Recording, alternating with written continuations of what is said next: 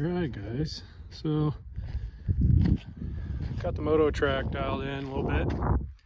I put some watering this morning. You can't tell because it's the desert and all the water dries up. The couple of things. So I made this this jump right here to there out of a corner. It doesn't really like line up, so a little bit like, I don't know, you can't do this on the 450 out of that corner. There's just not enough space and there's no traction and it's too short. Now if you go out and back and have a little bit of speed, like mid-second gear, and then rip on it right there at the bottom, you can make it. And then the following double after that, you can make a little sketchy. So I got to move that landing back and that jump forward so I can have the two string together. These two jumps were kind of already here. That guy I added. It's probably about 40 feet, 35 feet, something like that. It's pretty chill. I'll show you what it looks like. You know, this is what I don't know if you call it, VetCross. There you go. It's a VetCross track, not supercross, not motocross. There's no bumps really, so you really can't call it motocross. It's pretty small. You know, this thing pops you up a little bit. It's, you know, it's funny looking at it from here. It really doesn't look very big at all. It's not even anything really to hit. It's super smooth. Gives you a little bit of pop. I could probably put two more, which I may do. We'll see. You know, kind of like this. I like this rhythm lane kind of thing. I feel like two's not enough. I feel like three you could probably do. This one's a little sketchy because if you come off of this and you over jump it and then you kind of hit this wrong, when you land, you're like aiming for that yucca tree right there, which is kind of sketchy, you know. It's like probably shouldn't hit the spiky plants, which there are lots of them. What else? Razorback or whatever, gatorback, I don't know what it's called. Still haven't figured out how to scrub this. I think I made it the wrong shape and it's not tall enough, so I just jump it to flat, whatever. And then this is the biggest jump on the track. Haven't gotten this one quite right. I cut the landing down and then I smoothed this out. I had the lip taller. It's not tall enough. I'm not trying to be a hero here, and I think that's about 45 feet, 40 feet, something like that. And I need more lip because they're the same height, and out of that corner there's no fucking way you're gonna have enough speed to hit this like with this non-steep lip. So nobody's trying to go to the hospital here. You know, the lip's pretty lazy. You can probably see from here. I don't know if I'll probably add another foot of dirt, try it again, and see what I can come up with. Like I said, not trying to go to the hospital. A little single here into the corner, may add a landing for that. This kind of straightaway, it's pretty boring. Banked out the turns a little bit so I could kind of turn instead of being in a rut, like actually have a berm. Actually worked out pretty good. That's nice. This one's fun. This is pretty short too. I think everything is about 30-ish feet, like these doubles. They're not really that big.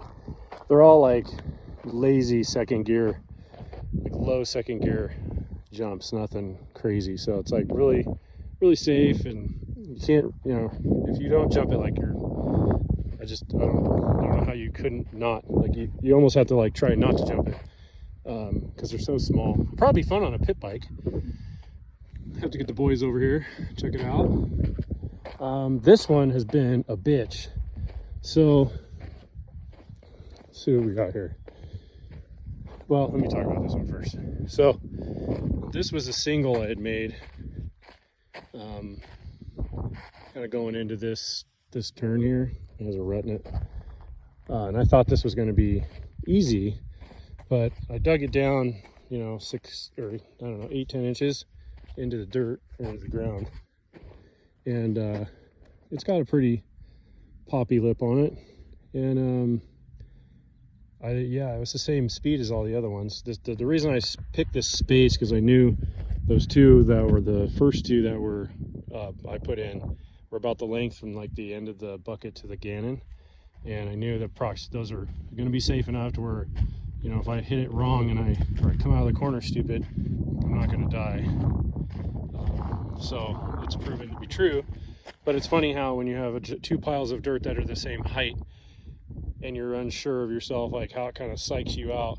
And I haven't ridden a legit motocross track in like a year, so yeah, it's been kind of staying here at the house just because it's free and gas is expensive and blah blah blah, all these other reasons. So yeah, that one's fun actually. It pops you up pretty good. A lot of lack of compaction on a lot of these. The wheels on the loader's really small and light, so I may get my buddy over here with his Bobcat one of these days to help me pack some of this down, put some water down, and get them all, you know, hardened to where they'll last a little longer. And then this bermed out this corner a little bit. That helped. And I've been riding. I just rode the 450 today, 2011 Yamaha, and it's cool. But I screwed the lip up on this one too, and it's too lazy. And I freaking see that big old divot on the right there. Came off of this in second gear, and I almost like stalled it coming off the turn. Like I was like lugging it, caught traction, and I didn't stay in the clutch, and I almost crashed. So that psyched me out. And the lip's too short or not steep enough, so I got to come back in here and cut this out to where it has a little bit of a transition and some pop, and then this one should be able to be doable. I think this is the one, this is closest out of the corner. I mean, I don't know if you could see, it's pretty close. I really enjoy these sorts of jumps because you can kind of it's just going to sound really silly, but I remember watching Chad Reed on his YZ250 back in the day, coming out of a turn and just seat bouncing with one leg off the bike. I always thought that was really fucking cool. So, you know, it's my Chad Reed jump. Just pop up and over that. It's good to go. What else? Graded around the corners. These are the ruts that, or the dirt that's been moving around from when I was riding. It's funny, if I water this half of the track, by the time I get to the other half, it's almost dry. So I got to figure that out. Or I got to put the sprinkler out the night before, so the thing is, you know, so it's saturated. A lot of flat corners. You come off that, you know, and I took the Gannon and cut a little bit down into this. This is pretty hard packed, not quite blue groove, but you'll eat up a soft terrain tire out here pretty fast. This is like clay, unless it rains or snows, and then it's like literally perfect intermediate dirt.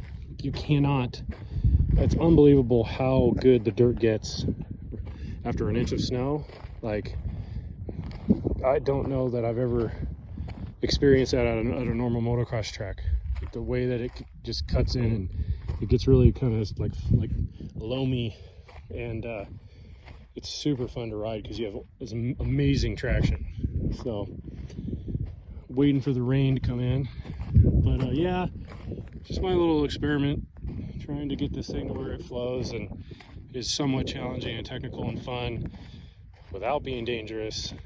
And you know, it's 2.5 acres, so got quite a bit of room actually. I don't even know how many straightaways there are. Like 1, 2, 3, 4. It's probably like 10 straightaways. So there's a lot of room to do stuff, and a lot of opportunities to make some hits. And yeah, anybody want to come out, let me know. Sign a waiver. Don't sue me. No, we'll see. Anyways, but yeah, good old 450. I hadn't ridden the 300 because the tire is smoked from riding hard enduro with Aaron, which that thing's not really set up for this. I kind of realized, like, after riding that 450, it's like it's not even the same level. The suspension is so soft If I had tried to do this on that 300, which it probably would have done fine, I think I would have bottomed out and probably would have bucked me, and that would have been really bad. And I don't want to go, like I said, I don't want to go to the hospital. Just want to have a good time and send it. This lip's going to move to here, just enough to where you can come out of that turn with some speed and then actually get lined up. So I'll rotate that, you know, a little bit like this, so that when you hit it, you don't go flying into the trees, or the yucca trees, or I'm sorry, Joshua trees. It's cool though. Tell you what, like, my 12-year-old self, pretty stoked. I don't have the energy of a 12-year-old. You know, it's kind of funny how that works when you get older. So yeah, anyways, I'm stoked on it. It's fun. It's definitely technical. I guarantee, like, in this neighborhood, there's no tracks like this, I don't think. My neighbors are really cool. They don't bother me as long as I don't kick up a ton of dust all the time, which it happens a little bit here and there. But yeah, anyways, you guys have a great weekend, and don't forget to send it.